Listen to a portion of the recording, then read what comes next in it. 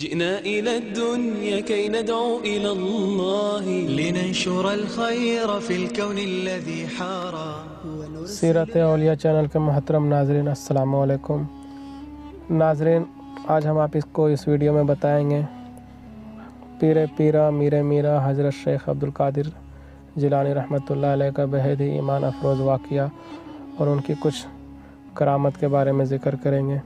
تو دوستو، شروع کرنے سے پہلے آپ سے ایک مؤدبانہ گزارش ہے کہ ویڈیو کو آخر تک دیکھیں اور چینل کو سبسکرائب کر دیں اور زیادہ سے زیادہ شیئر کریں۔ تو دوستو، شروع کرتے ہیں۔ لاکھوں کروڑوں درود و سلام حضور محمد صلی اللہ علیہ وسلم پر اور ان کی آل پاک پر۔ تو ناظرین محترم، تو ہم آپ کو بتائیں گے کہ کیسے سرکار غوث اعظم رحمۃ اللہ تعالیٰ علیہ کی نگاہ سے ایک چور قطب بن گیا۔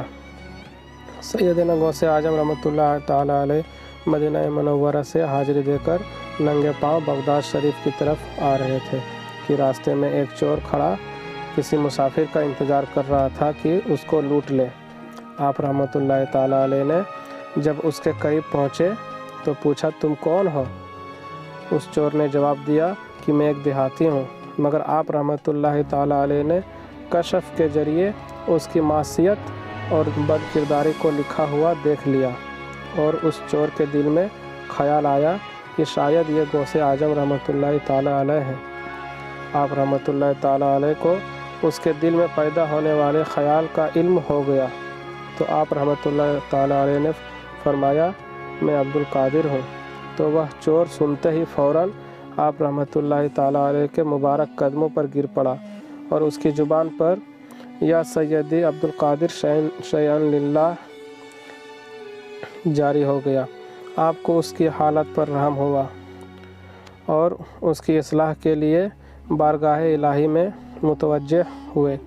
تو غیب سے ندا آئی، اے غوث اعظم، اس چور کو سیدھا راستہ دکھا دو اور ہدایت کی طرف رہنمائی فرماتے ہوئے اسے قطب بنا دو۔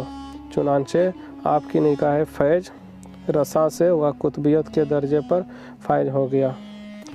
تو ناظرین، اب ہم غوث پاک رضی اللہ تعالیٰ عنہ اور شیطان کے مقابلے کے بارے میں ذکر کریں گے کہ کیسے آپ کا مقابلہ ایک شیطان سے ہوا۔ شیخ عثمان عصری فائنی رحمۃ اللہ تعالیٰ علیہ فرماتے ہیں، میں نے شہنشاہ بغداد حضور غوث پاک رحمۃ اللہ تعالیٰ علیہ کی زبان مبارک سے سنا کہ میں شب و روز بیابانوں اور ویران جنگلوں میں رہا کرتا تھا۔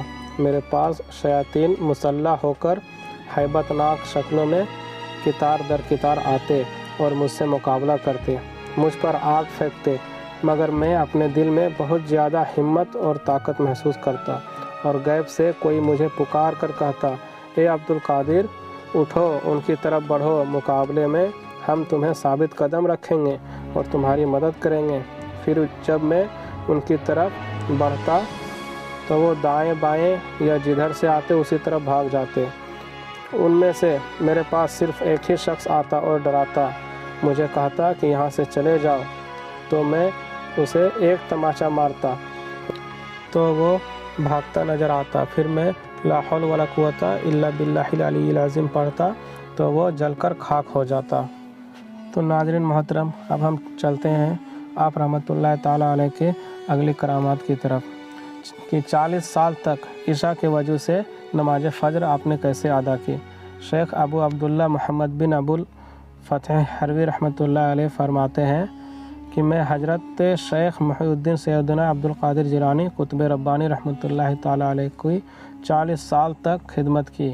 اس مدت میں آپ عشاء کے وجہ سے صبح کی نماز پڑھتے تھے، اور آپ کا معمول تھا کہ جب بے وضو ہوتے تھے تو اسی وقت وضو فرما کر 2 رکعت نماز نفل پڑھتے تھے۔